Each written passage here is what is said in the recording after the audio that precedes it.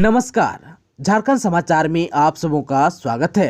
आइए जानते हैं आज की ताज़ा खबरों को। इससे पहले आपने चैनल को सब्सक्राइब नहीं किया है तो प्लीज़ चैनल को सब्सक्राइब कर बेल आइकन को प्रेस कर दीजिए ताकि खबरों का अपडेट आपको मिलता रहे। आइए बढ़ते हैं खबरों की ओर।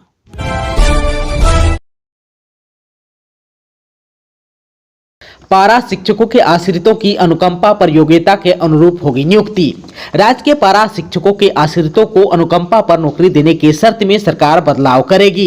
शिक्षा मंत्री जगन्नाथ महतो ने विभागीय अधिकारियों को इस संबंध में आवश्यक कार्रवाई करने को कहा है। इसके अलावा शिक्षकों को ईपीएफ का लाभ देने, शिक्षक कल्याण कोष के गठन की प्रक्रिया पूरी करने का भी निर्देश दिया है। उक्त विषयों का प्रस्ताव झारखंड शिक्षा परियोजना कार्यकारिणी परिषद की बैठक में रखने को कहा गया है। आप सबको बता दूं कि इस वर्ष फरवरी में पारा शिक्षकों के लिए सेवा शर्त नियमावली बनाई गई थी। शिक्षक इसके शर्तों में बदलाव की मांग कर रहे थे।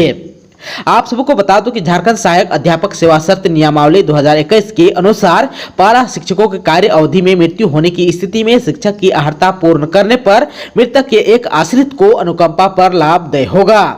आप सबको बता दूं कि पहले नियमावली के शर्त के अनुसार शिक्षक बनने की योग्यता रखने पर ही अनुकंपा पर नौकरी मिल सकती थी। ऐसे में अगर मृतक के आश्रित शिक्षक पात्रता परीक्षा, शिक्षक परीक्षण परीक्षा पास नहीं हो तो उन्हें नौकरी नहीं मिल सकती थी। राज्य में पिछले 5 वर्ष से शिक्षक पात्रता परीक्षा ही नहीं हुई थी। ऐसे में किसी को अनुकंपा पर नौकरी नहीं मिल रही थी। शिक्षा मंत्री के निर्देश के अनुरूप अब इसमें बदलाव किया जाएगा। बदलाव के बाद अगर किसी मृतक शिक्षक के आश्रित शिक्षक बनने के मापदंड को पूरा नहीं भी करता है तो उनकी नियुक्ति योग्यता के अनुरूप अन्य पदों पर की जाएगी। नियुक्ति समग्र शिक्षा अभियान के तहत संचालित योजनाओं में की जा सकती है। मर्ज किए गए स्कूलों को दोबारा खोलने की तैयारी कर रही है झारखंड सरकार, लेकिन ज्यादातर की स्थिति बदहाल। झारखंड के मुख्यमंत्री रघुवर दास की सरकार ने राज्य के 6500 स्कूलों को मर्ज किया था, लेकिन वर्तमान राज्य सरकार अब उनको दोबारा खोलने की तैयारी कर रही है। शिक्षा मंत्री जगन्नाथ महतो ने इसे लेकर जिलों से भी रिपोर्ट मांगी है। सभी उपायुक्तों से आवश्यकता के आधार पर स्कूलों को फिर से खोलने के लिए कहा गया है। महेंद्र सिंह धोनी अभिनेता थलापति विजय के साथ बनाएंगे तमिल में पहली फिल्म। भारतीय क्रिकेट टीम के कप्तान रह चुके महेंद्र सिंह धोनी ने फिल्मी दुनिया में कदम रख दिया है। उन्होंने अपना प्रोडक्शन हाउस बना लिया है। इस प्रोडक्शन हाउस के बैनर तले वह तमिल भाषा में पहली फिल्म बनाने जा रहे हैं। मीडिया सूत्रों के अनुसार साउथ के दिग्गज अभिनेता थलापति विजय उनकी पहली फिल्म के हीरो हो सकते हैं। इसी साल अगस्त में महेंद्र सिंह धोनी और अभिनेता थलापति विजय की पहली मुलाकात हुई थी, जिसमें दोनों के बीच फिल्म बनाने को लेकर चर्चा हुई थी। अब खबर आ रही कि बात आगे बढ़ चुकी है। महेंद्र सिंह धोनी का प्रोडक्शन हाउस भी तैयार हो चुका है। वह फिल्म की शूटिंग की तैयारी कर रहे हैं। महेंद्र सिंह धोनी के प्रोडक्शन हाउस का नाम होगा धोनी एंटरटेनमेंट। उनकी पत्नी साक्षी धोनी इस प्रोडक्शन हाउस की मैनेजमेंट डायरेक्टर होगी। बताया जाता है कि तमिल भाषा में बनने वाले इस प्रोडक्शन हाउस की पहली फिल्म बेहद ही पारिवारिक होगी। इसे हर कोई एक साथ बैठकर सिनेमाघरों में देख सकता है, ठीक उसी तरह जैसे कि राजश्री प्रोडक्शन की हिंदी फिल्में हुआ करती हैं। यह फिल्म कब से बननी शुरू होगी, अभी इस बारे में कोई घोषणा नहीं की गई है। यह संभावना जताई जा रही है कि इस फिल्म की शूटिंग झारखंड में हो सकती है। छठ महापर्व से पहले घाटों पर पहुंचे मुख्यमंत्री हेमंत सोरेन, बाजार भी है तैयार। छठ महापर्व 28 अक्टूबर से शुरू हो रहा है। नहाय खाए के साथ इस पर्व की शुरुआत हो जाती है। इससे पहले शहर से लेकर गांव तक नदी और तालाबों की साफ सफाई की जाती है। छठ घाट बनाए जाते हैं। झारखंड की राजधानी रांची में रांची नगर निगम ने छठ घाट की सफाई के लिए कमर कस ली है। इधर मुख्यमंत्री हेमंत सोरेन ने छठ महापर्व से पहले छठ घाटों पर तैयारियों का जायजा लिया। मुख्यमंत्री ने बुधवार को कांके डैम और हटनिया तालाब के अलावा कई अन्य घाटों पर साफ सफाई, सुरक्षा और अन्य व्यवस्था का निरीक्षण किया। दूसरी तरफ झारखंड में छठ बाजार सजकर तैयार भी है। छठ के लिए इस पर्व से जुड़ी सामग्रियों की खरीदारी शुरू हो गई है। नदी तट की साफ सफाई हो रही है।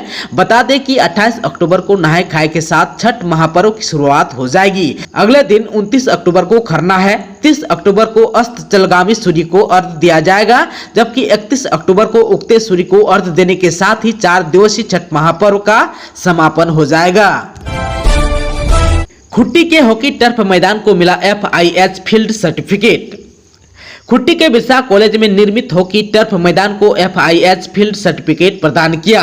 इसके साथ ही अब जिला के प्रतिभाशाली खिलाड़ी अंतर्राष्ट्रीय स्तर के मैदान में अभ्यास कर अपनी प्रतिभा को और निखार सकेंगे। बता दें कि सिमडेगा, चाईबासा समेत अन्य जिलों में हॉकी टर्फ फील्ड का निर्माण कार्य प्रगति पर है। मुख्यमंत्री के निर्देश पर राज्य में लगातार खेल और खिलाड़ियों को बढ़ावा देने का कार्य किया जा रहा है। इसके तहत खिलाड़ियों के क्षमता वर्धन एवं अंतर्राष्ट्रीय स्तर के स्टेडियम में खेलने के अनुकूल भी बनाया जा रहा है। आप सबको बता दूं कि यह सर्टिफिकेट मैदान की सभी गुणवत्ता को परखने के बाद प्रदान किया जाता है ताकि खिलाड़ियों की सुरक्षा और संसाधन सुनिश्चित हो सके, साथ ही अंतर्राष्ट्रीय स्तर के मैच का आयोजन के मापदंडों में खरा उतर सके।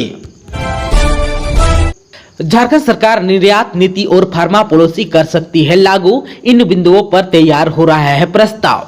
झारखंड सरकार इस वर्ष के अंत तक निर्यात नीति और फार्मा पॉलिसी को लागू कर सकती है। इससे संबंधित प्रस्ताव को अंतिम रूप देने की तैयारी जारी है। वहीं फूड और टेक्सटाइल पॉलिसी को पुनः अवधि विस्तार देने को लेकर मंथन भी हो रहा है। सूत्रों की माने तो नवंबर माह में होने वाले बैठक में निर्यात नीति का प्रस्ताव भी आ सकता है। आने वाले दिनों में फल, फूल और सब्जी के निर्यात को भी बढ़ावा दिया जाएगा। इसकी भी उद्योग विभाग तैयार कर रही है। बताया गया कि नई निर्यात नीति में प्रावधान किया जा रहा है कि झारखंड में कोई उद्योग यदि निर्यात करता है तो उसे राज्य सरकार आवश्यक सेवा घोषित करेगी। इस नीति को झारखंड इंडस्ट्रियल एक्सपोर्ट पॉलिसी नाम दिया गया है। निर्यात नीति में सरकार ने प्रावधान किया है कि निर्यात करने वाले उद्योगों को ऋण राशि में 5% सूद की दर से 5 वर्ष तक छूट दी जाएगी।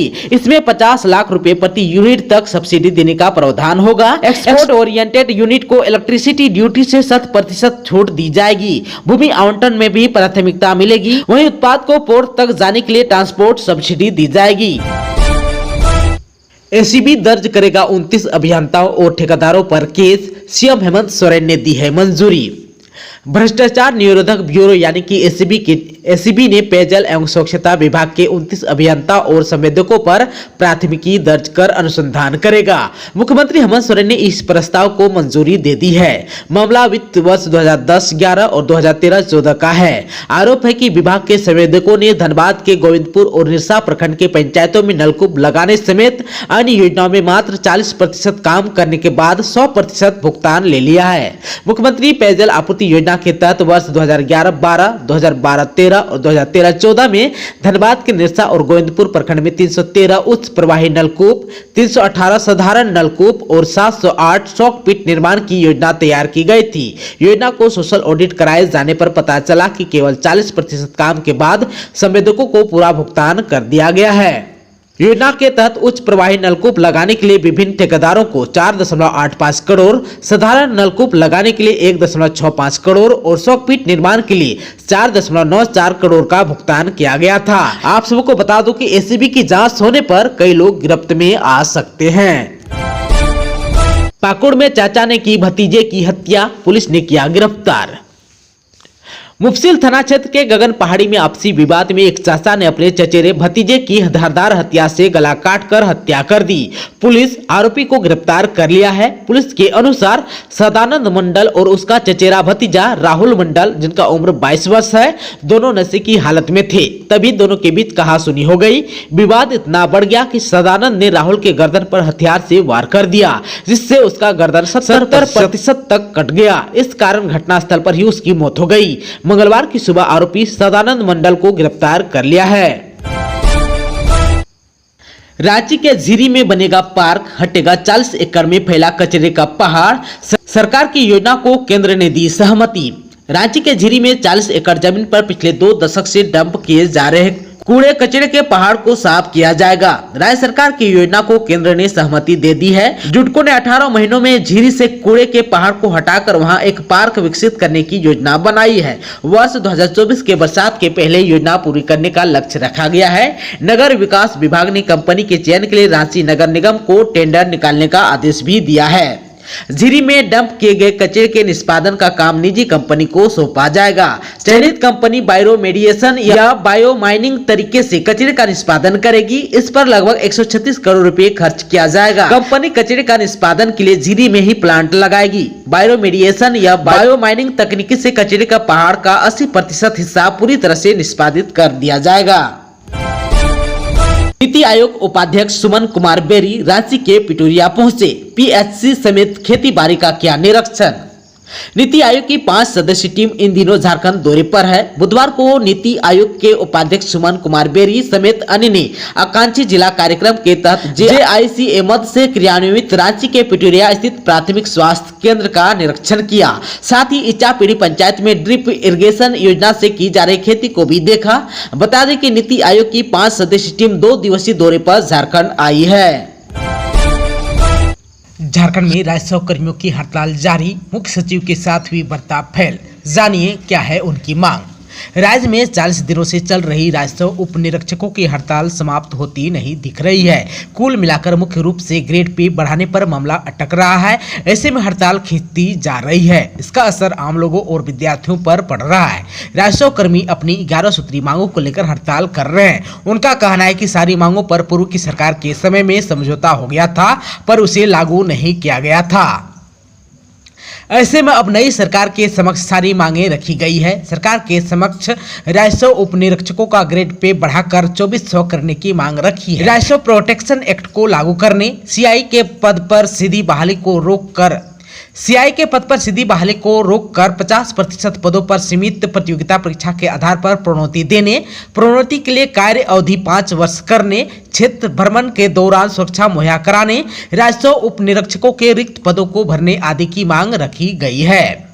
इधर जो है झारखंड राजस्व उप निरीक्षक संघ के पदाधिकारियों ने मुख्य सचिव सुखदेव सिंह से मांगों पर वार्ता की है, पर इसका रिजल्ट नहीं निकला। मुख्य सचिव ने उसकी मांगों पर राजस्व सचिव से बात करने का आश्वासन दिया है। इसके कुछ दिनों पूर्व राजस्व उप निरीक्षकों का प्रतिनिधिमंडल राजस्व निबंधन एवं भूमि सुधार विभाग के सचिव के सोन से भी मुलाकात की थी। उनसे भी वार्ता हुई, लेकिन समझौता नहीं हो सका। वार्ता विफल रही। आप सबको को बता दूं कि भू राजस्व विभाग के मंत्री मुख्यमंत्री हैं। ऐसे में अब राज्यकर्मी मुख्यमंत्री के पास अपनी बातें पहुँचाएंगे।